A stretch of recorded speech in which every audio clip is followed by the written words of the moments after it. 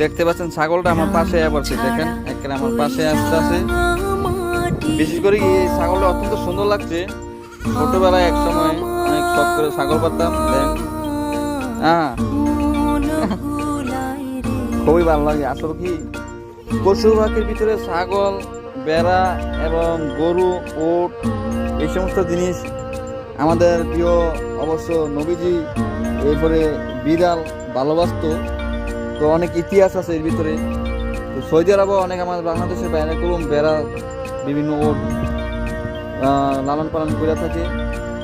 মালদ্বীপে আমি একটি জায়গাতে এসেছি বর্তমানে, খুবই ভালো লাগতেছে।